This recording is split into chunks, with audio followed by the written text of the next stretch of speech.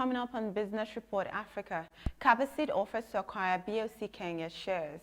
MTN Syria keen on $65 million deal for Syrian business. South Africa probes 2 billion rand Eskom fraud. Serap, 6 probe of missing billions in water ministry and agencies. Details on this and more after the break.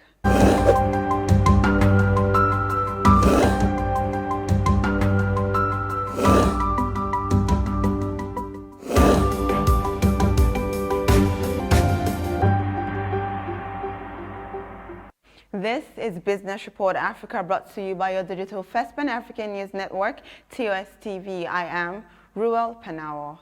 Cabaseed Investments PLC and Askaya Investments LLP in Kenya have opened a 30-day offer period to help acquire shares in listed BOC Kenya PLC BOC for 1.2 billion Kenyan shillings. This offer at 63.50 Kenyan shillings price per ordinary share is scheduled to close on the 6th of April 2021. Now, they have placed a joint bid to acquire up to 100% of the issued share capital of BOC and have already secured the support of its majority shareholder, UK-based BOC Holdings, which holds a 65.38% stake in the supplier of medical, industrial, and special gases firm. Now, while the BOC Kenya board has failed to issue an opinion on whether the Cabaseed takeover bid should be accepted, the chairman, Ambassador Dennis Awori, has encouraged BOC shareholders to decide whether to accept the offer or choose to remain as shareholders even as they carefully review the terms. Now, regardless of the fact that the MTN Group was placed under judicial guardianship by courts in Damascus over alleged contract violations, the company is still keen on being committed to negotiating a $65 million sale of its 75% stake in its Syrian unit. The South African mobile operator has denied the allegations and has said plans for appeal are underway. As plans to exit the Middle East in the medium term, the chairman of MTN Syria, minority shareholder Telinvest, which had been set in place to buy MTN Group's 75% stake in MTN Syria for a previously undisclosed price, will be responsible for managing the day-to-day operations while the guardianship order remains in place. In the first half of 2020, MTN Syria accounted for 0.7% of the group's core profits. South African authorities are investigating fraudulent transactions that have cost Eskom Holdings Limited 2 billion rand, which is approximately $132 million. The transactions involved several companies that billed Eskom over the past 3 years for work that they did not do. Now, according to a whistleblower, more than 3 unidentified Eskom officials teamed up with various service providers with intentions to generate fraudulent invoices. Sikonathi Manshansha, spokesperson for Eskom, has confirmed the investigation, saying Eskom will take the appropriate measures once we have received the final report, which will be in a few weeks.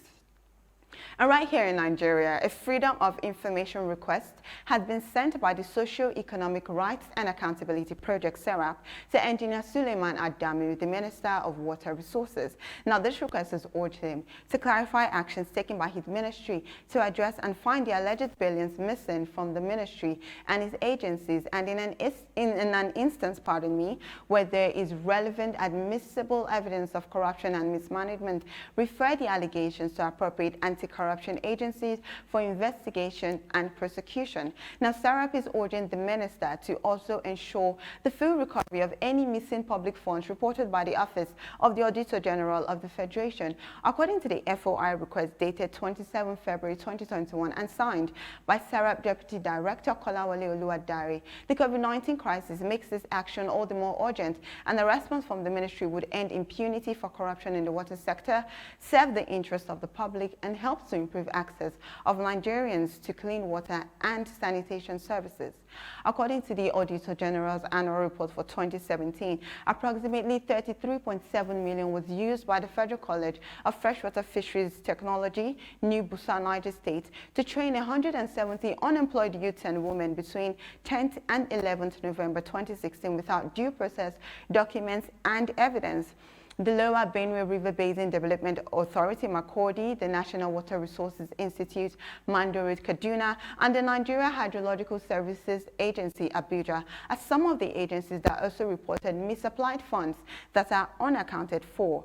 Professor Bolaji Oluwasanye, Chairman, Independent Corrupt Practices and Order-Related Offences Commission, ICPC, and Mr. Abdul Rashid Bawa, Chairman of Economic and Financial Crimes Commission, EFCC, were copied in the letter. There's more coming up on Business Report Africa. I will be back after the short break.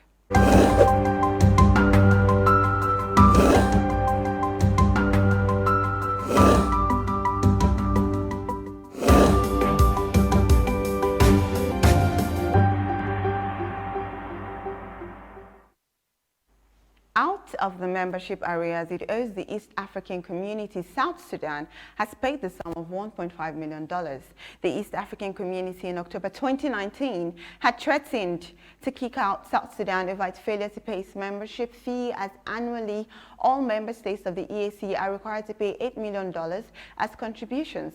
In that same month, South Sudan remitted $3 million of the $27 million it owes the EAC Secretariat at the 21st Ordinary African Community Heads of State Summit held on Saturday, February 27, 2021.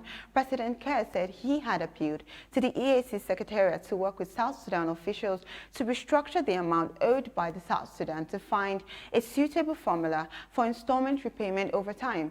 He then remitted the sum of $1.5 million. In Kenya, controversy sprang up after a section of Garissa County, Kenya, spoke up about irregularities and poor coordination in the implementation of a project known as the Kenya Development Response to Displacement Impacts Project in the country. The controversy is brewing in a 10 billion shillings World Bank funded project that aims at providing priority support to the communities that have hosted refugees for the last 26 years over its implementation. The implementation of the project has allegedly been hijacked by elites and certain members of parliament instead of being implemented through the community-driven development CDD approach. Now, staff of the county government have been withdrawn, citing undue dominance of the facilitating partners. The project is supposed to benefit host communities in Dadaab, Fafi, and Lagdera sub-counties.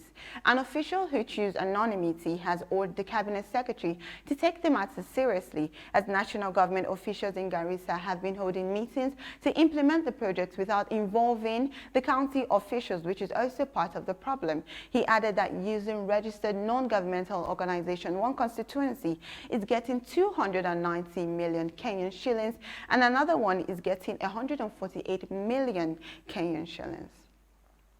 And in Uganda, the Korea International Cooperation Agency, KOICA, has confirmed funding of $12 million towards the institutional capacity support for National Farmers Leadership Center, NFLC, by the Korean government. The agency will support NFLC to implement quality training through improvement of training and demonstration at the center.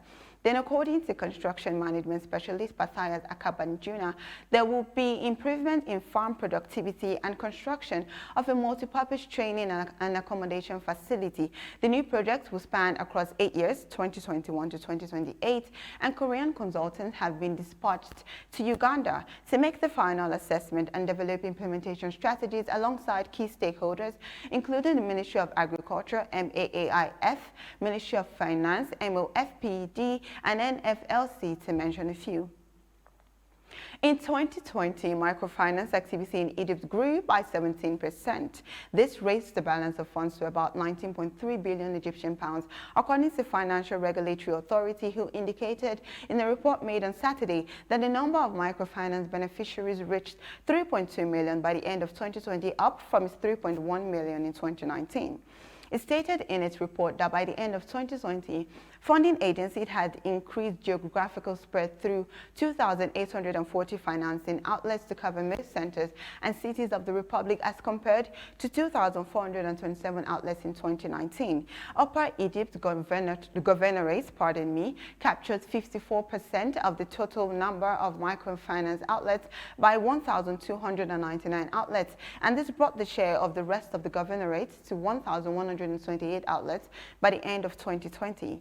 And to wrap this up, Salah Mersaidli, chairman of the General Authority for Fish Resources Development in Egypt, has said that domestic fish production recorded 2.2 million tons in 2020, and this sets the tone for achieving self-sufficiency by 80%. He pointed out that 1.7 million tons were produced by fisheries, while the rest comes from the Red Sea, Mediterranean lakes, and the Nile River. The chairman detailed the three pillars of fish production development assumed by the authority, which include the establishment of fisheries and regular cleaning and infrastructure upgrades of lakes. The total production of the first being 183,000 tons per annum. The authority has also offered 21 sites for investors to establish capture fisheries that shall produce not just fish but shrimp as well, with 9 sites located in the Red Sea and 12 in the Mediterranean. Thank you for watching Business Report Africa. Do follow us on social media at TOS TV Network on Facebook, Instagram, and Twitter. Like and subscribe to our YouTube channel at TOS TV Network. I am Ruel Penao. See you tomorrow.